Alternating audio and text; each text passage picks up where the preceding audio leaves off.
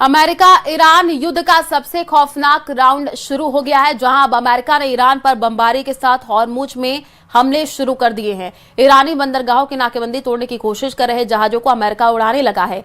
Trump ने Iran के फीफैक्स परमाणु अड्डे को तबाह करके यूरेनियम छीन लेने की धमकी दे रखी है, जिससे भड़के ईरान ने अमेरिका को ग्राउंड ऑपरेशन में कुचल डालने का ऐलान किया है। ईरान के कमांडर दावा कर रहे हैं अगले 20 साल तक अमेरिका ये युद्ध जीत नहीं पाएगा, क्योंकि मुस्तबा के अंडरवर्ल्ड में जो जाएगा वो सलामत नहीं लौट पाएगा। देखिए,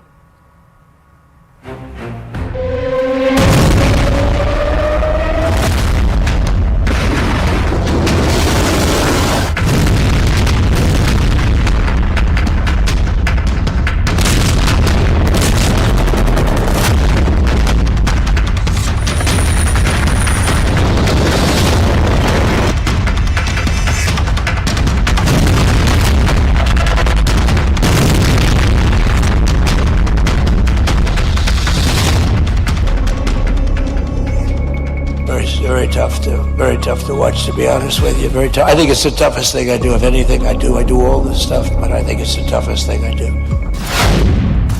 22 जुलाई 2026, Marietta, Georgia, America.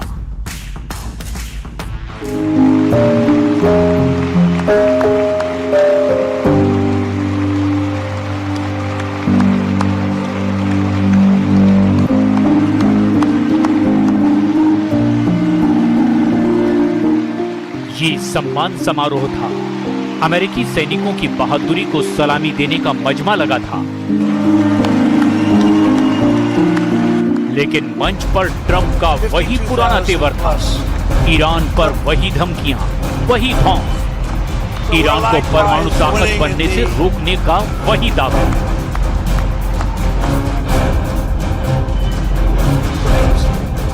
We don't need the Hormuz Strait, but we do it because we have to do it, because we cannot let Iran have a nuclear weapon. It's very simple. They're getting hit so hard, and they want to make a deal. But I say they're not ready to make a deal, because every time they make a deal, they want to change it and everything. They're not ready. They'll be ready very soon. Trump की बातों पर खूब तालियां बजी, लेकिन जैसे ही उन्होंने lieutenant Tyler फीहन के परिवार का रुख किया, माहौल बदल गया।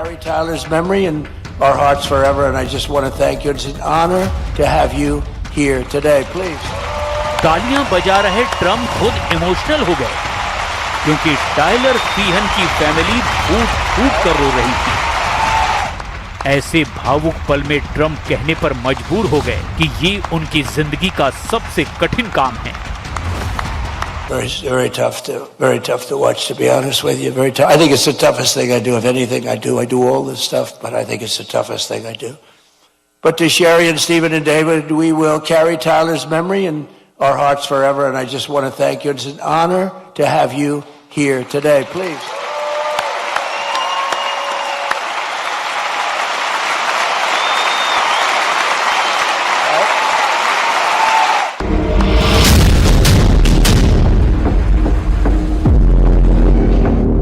ये उस अमेरिकी सैनिक का परिवार है जिसकी मौत ईरान युद्ध में हुई है। खाड़ी युद्ध से अमेरिका में अब सैनिकों के ताबूतों की मात्रा बढ़ने लगी है। डेलावेयर के डोवर एयरफोर्स बेस पर पहुंचे 4 ताबूत इसकी तस्दीक करते हैं, और तस्दीक इसकी भी कि युद्ध बहुत टक्कर का है। अमेरिका जितने बम मार रहा है, ईरान उतनी ही मिसाइलें फोड़ रहा है। अमेरिका जितने जंगी जेट से हमले कर रहा है, उससे 2 गुने ड्रोन फाइटर से ईरान पलटवार कर रहा है।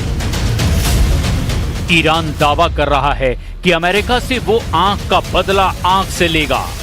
खाड़ी देशों में अमेरिकी सैन्य अड्डों को बमबारी करके दहलाने के बाद ईरान ने ऑयल रूट वाला हमला तेज कर दिया है।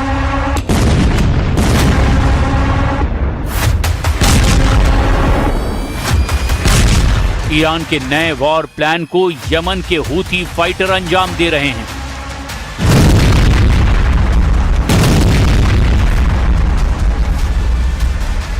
हूथी लड़ाकों ने सऊदी अरब के तेल जहाजों पर भयानक हमला किया, जिससे युद्ध का नया फ्रंट बन गया। लाल सागर में सऊदी अरब के 2 तेल टैंकरों पर अटैक हुआ है। एक था एंसीलिया और दूसरा था लैला। दोनों पर हूथी ने तब हमला किया जब वो लाल सागर में थे और बाब अल मंदेब की तरफ बढ़ रहे थे। दोनों पर बैलिस्टिक और क्रूज मिसाइलों से हमला किया गया। हूथी मिलिशिया ने इसे ब्लॉकेड के खिलाफ ब्लॉकेड वाला हमला बताया, क्योंकि सऊदी अरब ने भी हूथी के हिस्से वाले यमन के खिलाफ नाकेबंदी की हुई है। ना वहां समुद्री जहाज जा सकता है, ना ही विमान उतर सकता है, और ऐसा पिछले एक दशक से हो रहा है। इन्नल क़ुव्वातुल मुसल्लहतुल यमनिया सतुवासिलु अमलियातिहा अल-बहरिया ज़िद्द अल-अदुव्व अस-सऊदी व इन्नहा मुस्तमिर्रतुन फ़ी फ़र्ज़ मुआदलतिल हिसार बिल-हिसार व तुअक्किदु लिल-अदुव्व अस-सऊदी अन्न अय्य हमाक़तिन अव उद्वान यस्तहदिफ़ु बिही बलदुना फसयुक़ाबलु बिअमलियातिन कबीरतिन फ़ी उम्क़ि अराज़ीह व सतकूनु अवाक़िबुहा अलैहि वख़ीमतुन बिइज़्निल्लाहि व क़ुव्वतिही। हॉर्मुज़ बंद होने के बाद सऊदी अरब अपना तेल पश्चिमी छोर से निर्यात कर रहा है, लेकिन सवाल ये है अब क्या होगा। सऊदी अरब ईस्ट वेस्ट पाइपलाइन के जरिए यानबू बंदरगाह तक तेल पहुंचाता है। इसे पेट्रोल लाइन भी कहते हैं। यानबू पोर्ट से टैंकर बाब अल मंदेब होते हुए अदन की खाड़ी और आगे एशिया की तरफ जाते हैं। इस पाइपलाइन को पेट्रोल लाइन भी कहा जाता है। सऊदी अरब का ऑयल टैंकर एंसीलिया यानबू पोर्ट से निकला। इसके बाद ये जहाज दक्षिण में जेद्दाह पहुंचा, जो यानबू से करीब 350 किलोमीटर है। इसके बाद ये बाब अल मंदेब की तरफ बढ़ा, लेकिन रास्ते में इस पर जबरदस्त हमला हुआ।